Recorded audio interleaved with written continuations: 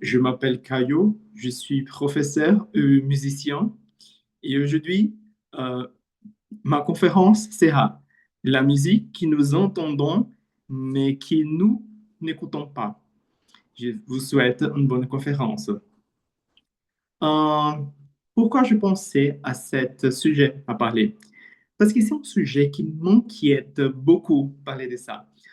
Depuis que je suis commencé à étudier en France, pardon, étudier musique quand j'étais 10 ans, 11 ans, et j'ai commencé à être accès à une bonne musique, j'ai écouté beaucoup de gens en une phrase. Ouais, ces chansons, il est bonne, il est merveilleuse. Elle a des paroles, elle a une bonne parole. Et toutefois que tout le monde m'a dit ça, et je pensais, ouais, mais il est travail de chanteur, il est travail des musiciens, il est travail de tout le monde qui a fait la musique, la chanson, la partie musicale, non pas seules les paroles. Une chose que je perçus et qui pour tout le monde, seule la parole et que est, certes, est important pour eux. Et donc, pour ça, j'ai commencé à étudier plus.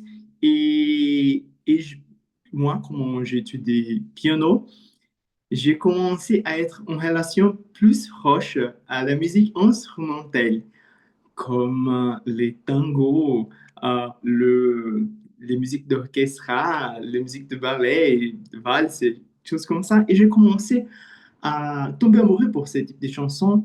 Mais en fait, j'écoutais beaucoup de temps. Naturellement, j'aime beaucoup des chanteurs brésiliens, des chanteurs des autres pays, mais les paroles aussi, c'est très important, non? Mais les poèmes de la musique.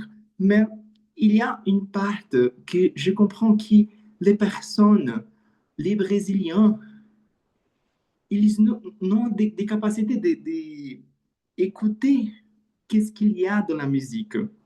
Donc, par exemple, il y a dans les contextes actuels, je note que quand je parle d'un chanteur ou d'une chanteuse, par exemple Isa, la chanteuse brésilienne Isa, euh, il y a beaucoup de gens qui parlent, oh, elle est très belle, non, il y a des corps très belles, très belles. Et j'ai dit, ouais, vous avez déjà vu qu'elle a chanté I Put a Spell on You, Nina Simone, ou I Will Survive. Et tout le monde dit, ouais, non.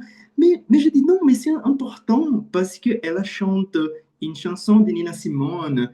Elle a fait ce type de recherche sur la musique noire, qui c'est très important, des autres femmes noires qui a chanté son style, qui sont là-bas de son style, comme une femme noire. Et tout le monde dit, oui, non, Caio, pardon, mais je ne note pas. Mais, ok. Donc, et pour commencer, je voudrais faire en rétrospective sur l'histoire de la musique et j'aime parler de ça. Euh, Comment la musique est née. Notre registre, c'est enregistrement, pardon, c'est de la Grèce ancienne. La musique est née d'une relation de Zeus avec Mnémona, qui c'est la femme de la mémoire. Après la victoire de les dieux grecs sur les titans, tout le monde a demandé à Zeus. Zeus, créer une chose qui nous permet nous souvenir de cette victoire, de cette guerre. Et Zeus a décidé d'être une relation avec Mnémona, la mémoire, et être 9 muses. Cette muse, observez en une relation de noms. Muse, musée, la place où on va pour voir des peintures, voir des œuvres. Et la mémoire d'un pays, d'une ville, les musées et la musique sont noms très proches. Ils se semblent beaucoup. Et il n'est pas une coïncidence. C'est la même origine. La musique, c'était la mémoire. Zeus a créé la musique pour se souvenir de la victoire. Donc, pour les Grecs anciens, c'était très important la musique. Il a dit ça que la musique et la gymnastique sont les deux choses plus importantes pour un homme grandir. Les gymnastiques pour être une bonne santé, une bonne forme. Et la musique, c'est important pour nourrir la mémoire, pour comme je peux dire, pour humaniser les personnes, pour se souvenir des enseignements, d'amour et des autres sujets. Donc, pour ça, qu'il y a les mémoires. Dans la création, pardon, ils ont été créés des gammes. Mon Dieu, qu'est-ce que c'est les gammes? Je pense que c'est une expression que vous ne connaissez pas. Gammes sont un groupe de notes musicales qui, à partir d'elles, je vais faire une chanson ou une musique.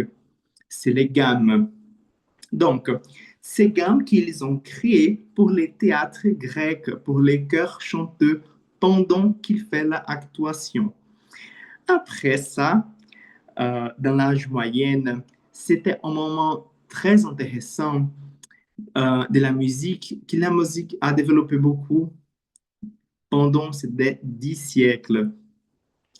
Je peux parler de le chant grégorien. C'est cette chant qui c'est seule une mélodie, parce que le plus important est fait en adoration à Dieu. Donc, dans l'âge moyen, ça a commencé. Mais il y a une phrase très intéressante de Saint Augustin qui j'ai noté ça, c'est comme ça.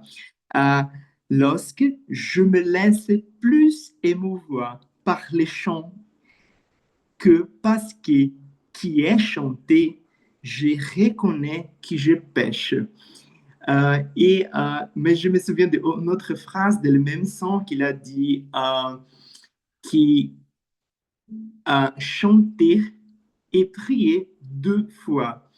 Donc, pour ça, je, je peux noter en importance très sentimentale, très émouvante de la musique dans la vie de cette jeune, de cette jeune. De comment c'est très important, c'est très profond la signification des chansons pour tous les gens, pour tout le monde de cette époque.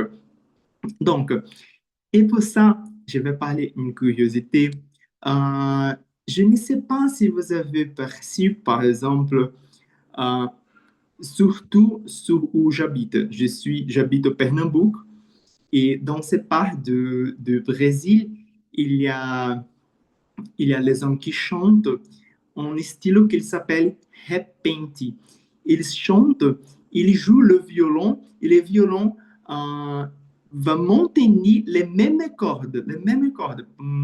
Et quand tout le monde va commencer à chanter ça, c'est une habitude qui a commencé dans l'âge moyen, où tout le monde a commencé à chanter une mélodie, une seule mélodie, mais d'avoir une autre mélodie pour maintenir, qu'il s'appelle le ténor. Le ténor, c'est seule une unique note qui va maintenir, qui va soutenir la mélodie. C'était beaucoup pratiqué pour les moines dans les monastères de l'église. Et après ça, tu sais comment c'est la notation musicale. Parce que, par exemple, si tu apprends une chanson, une musique, mais tu n'es pas, c'est comme une recette du gâteau. Je peux te parler une recette, mais tu ne peux pas mémoriser. Mais pour ça que ça existe, notation de recettes. Notation, par exemple, ouais, 3 glaces des farines de blé, 3 œufs. Mais pour la musique, comment on va faire ce registre? Donc, au siècle X, le pape Grégoire Lédis a décidé, non, on va faire une notation musicale. C'est pour ça que les chants, ils s'appellent les chants grégoriens. Fait une relation à ces papes. Mon Dieu, je ne sais pas comment ça s'appelle pape en français, mais ok. Les Grégoire, les 10.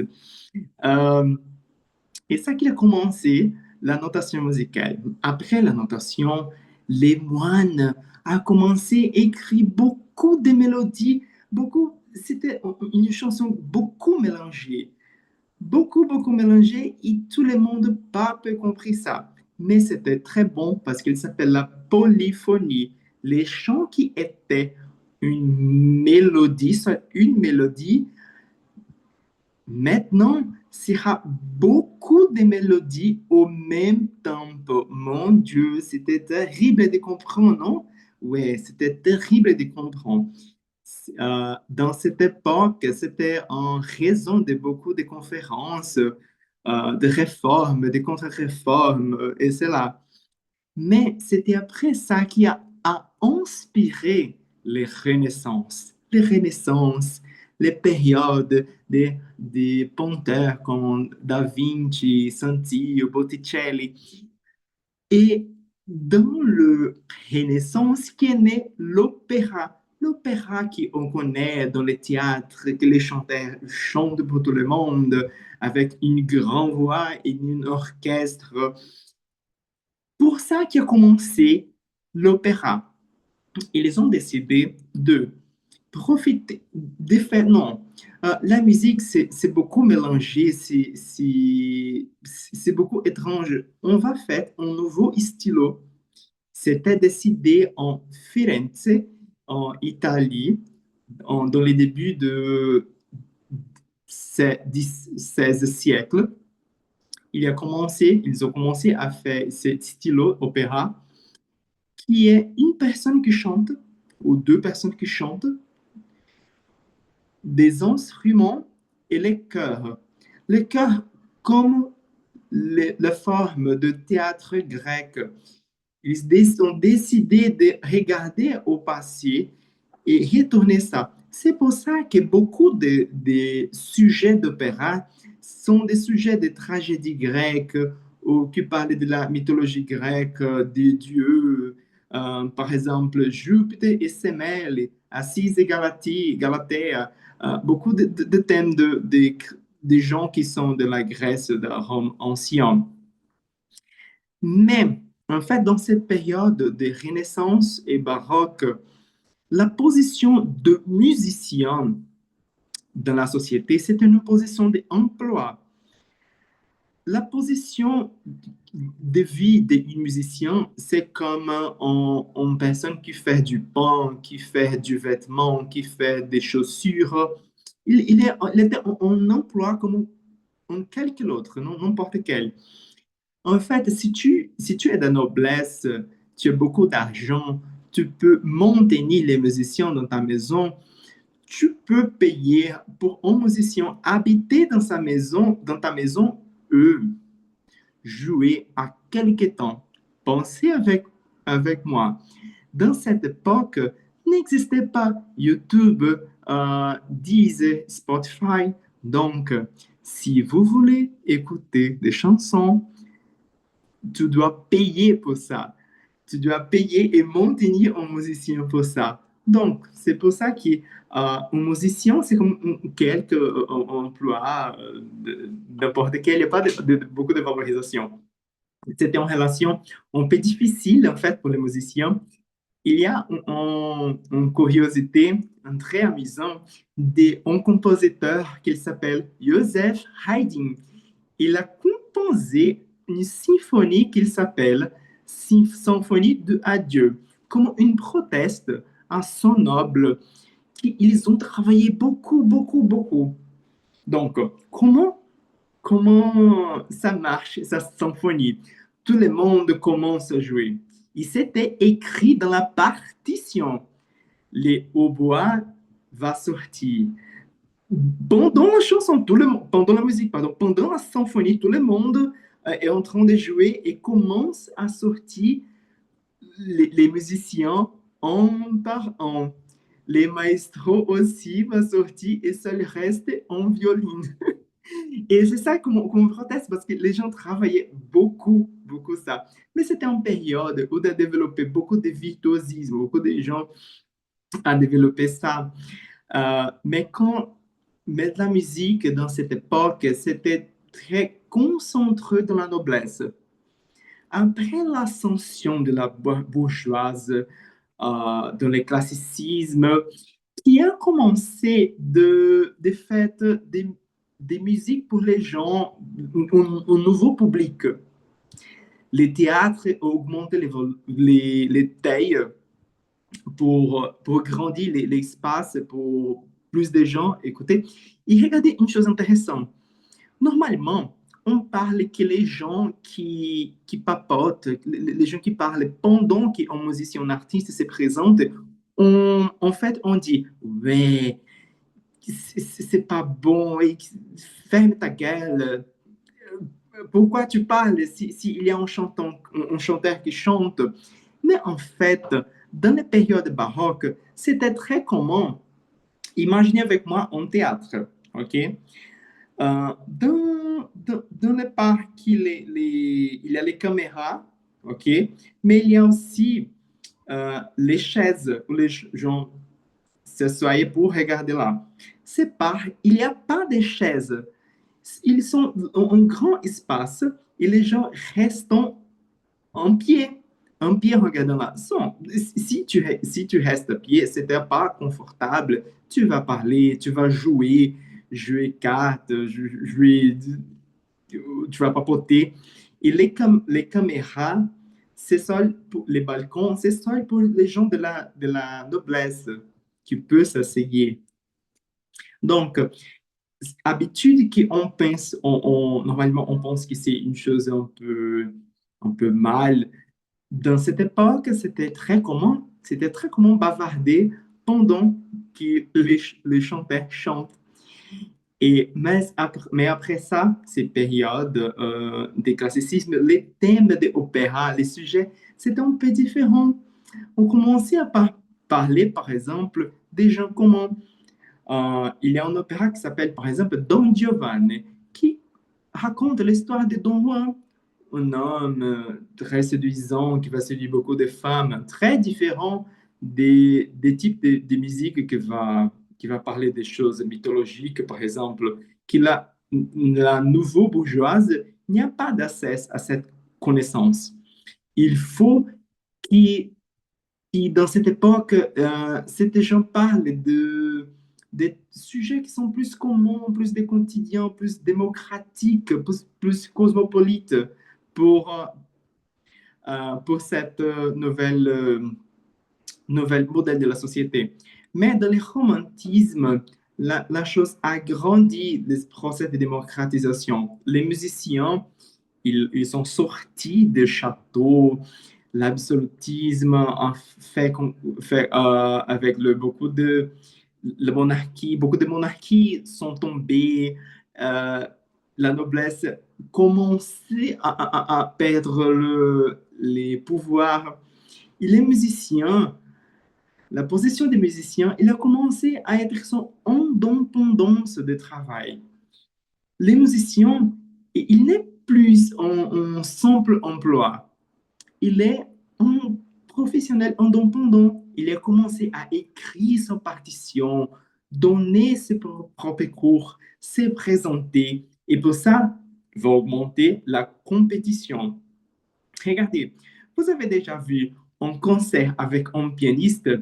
Normalement, le piano, tu peux voir euh, les, comment je peux dire ça, mon Dieu? Les pianistes s'assoient et tu peux voir la moyenne de corps de pianiste, non? C'était une habitude qui commençait le romantisme parce que avant ça, les pianistes a joué avec ses dos par les publics. Tu sais, les têtes, c'est contre le public. Donc, mais les gens ont décidé de changer beaucoup de choses pour augmenter la compétition, comme jouer tout un récital, euh, dans ses mémoires, à faire des concerts plus longs avec les musiques plus difficiles.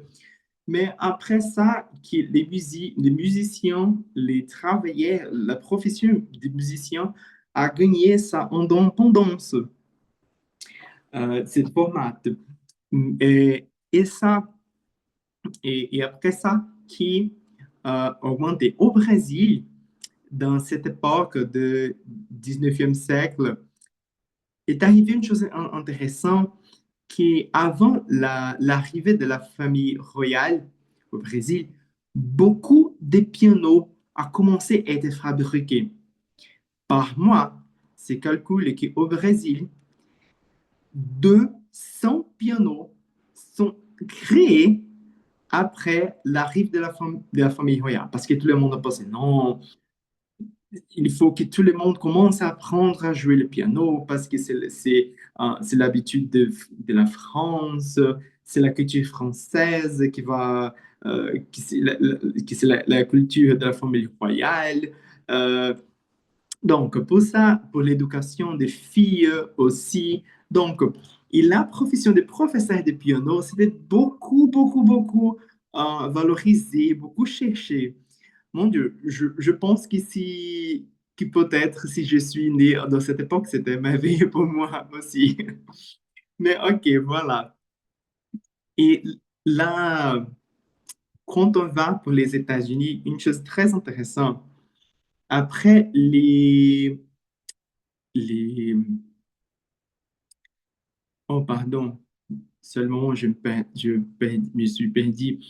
Quand on parle des États-Unis, il a commencé une chose très, très grave qui aujourd'hui, parle ça qui c'est les, l'esclavage, pardon, c'est ce nom que je me souviens, l'esclavage. Dans cette période d'esclavage qui sont faits pour les gens qui sont chrétiens, dans cette époque, les chrétiens ont enseigné pour les esclaves les chansons, une gamme qui, comme j'ai déjà dit, j'ai expliqué, les gammes, c'est un groupe de notes. Ces gammes sont composées par les notes musicales noires des pianos. Il s'appelle une gamme pentatonique parce qu'il y a seules 5 notes. Pourquoi seules 5 notes? Parce que c'est plus facile de comprendre, d'enseigner les chansons chrétiennes pour essayer de faire changer la religion des esclaves de cette époque. C'était une chose terrible qui arrivait là. Mais en fait, c'est pour cette raison qu'il y a né les blues, les jazz, les soul, toutes les musiques noires qu'on les connaît. Il fait beaucoup de succès dans le monde. Pourquoi? Les Noirs de cette époque, je ne vais pas parler plus slave, mais les Noirs de cette époque sont décidés d'utiliser des 5 notes pour faire sa propre musique, ses propres chansons. En fait, il a profité que les sujets bibliques des chansons, par exemple, qui Moïse a parcouru les grands rives, comment on s'appelle, mon Dieu, les rives rouges, non? Ouais, dans la Bible, ouais, de la Bible. Et ils utilisaient ça comme un type de code parce que si les Noirs du Sud peuvent peut passer pour les rives Mississippi, il peut arriver à la région nord. Donc, c'est pour ça qu'il a utilisé les codes comme Moïse qui a fait ça pour passer pour de l'autre côté des rives.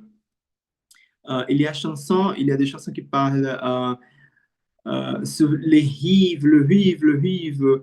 Euh, c'est ça le message de route de fugue. Donc, pour ça qui s'est né là, il y a en, il y a en fait plus de 5 notes. Il y a une autre note que les Noirs a inventée qui s'appelle Blue Note. avec sa blue note, la sixième note, elle est née les blues, les stylos blue, a commencé plus ça. Donc, je pense que c'est une histoire de résistance très intéressante parce que imaginez les Noirs dans cette époque qui sont retirés de sa propre terre, sont vendus comme esclaves. Ils sont obligés d'apprendre les musiques avec ces cinq notes, mais ils vont ajouter une note, ils vont faire sa propre musique. Et ces propres musiques qui sont aimées par les gens qui sont blancs. C'est ça. De notre musique, l'arrivée, la même chose. Donc, je vous demande, si vous pensez en musique populaire française, italienne, ou portugaise, espagnole, comme ça, on va penser seule une chose, musique folklorique. Mais en fait, les pays d'Europe pas développé sa musique populaire, sa genuine musique populaire. Par exemple, musique italienne, Laura Pausini. C'est un style pop comme américain. Ce style pop a commencé des États-Unis, qui a commencé pour les Noirs. Donc, les naissances de la musique populaire du monde occidental, sont à cause non, grâce à les gens noirs. Un autre exemple, les Françaises adorent un style jazz, un peu française, à la française. Mais non, en fait, c'était inventé par les gens qui sont noirs. La même chose ici au Brésil. Donc, nous devons beaucoup à les gens noirs, à les gens qui sont d'origine d'Afrique pour développer, pour créer notre musique. C'était les mélanges de la musique noire avec la musique des Blanches occidentales, de cette chanson, de cette part de cette musique que je parlais, un peu d'histoire, qui a fait ça, cette chanson. Quand on écoute, par exemple, la musique populaire des gens à la campagne, les gens à la campagne au Brésil, les gens qui habitent là, elle est très proche à la musique européenne. Parce que quand les gens d'Europe, ils sont venus ici pour convertir les indigènes et commencer à explorer la terre, ils sont restés dans beaucoup de parts du pays. Mais quand après, les autres régions, les autres peuples européens commencent à arriver ici, ils commençaient à habiter ça dans la côte, dans la côté du pays. Pour ça, par exemple, la quadrille qui, en brésilien, en fait, la quadrille d'une période de géants, sont restés dans la campagne. C'est une habitude de la cour, hein, de la cour de la noblesse. Donc, tout qui s'est associé à les choses qui sont plus anciennes sont restés à la campagne du Brésil pour une question un peu géographique. Et les gens, les nouvelles gens, sont restés, qui sont venus d'Europe avec des nouvelles idées, des nouvelles pensées, des nouvelles types d'art, de nouvelles esthétiques, sont restés seuls à la côté, comme Recife, Rio de Janeiro, São Paulo. Tá? Et les gens qui habitent à la campagne, non, ils sont préservés ce type de sa musique. C'est pour ça que c'était très intéressant normalement quand une personne qui étudie, qui connaît la musique ancienne européenne, quand tu arrives ici au Brésil, de la part de la campagne, ils écoutent notre musique, parce que j'habite au Pernambouc, ok, notre musique, ils ont dit, mais il semble beaucoup la musique européenne. Euh, il y a un instrument, c'est un instrument écossais.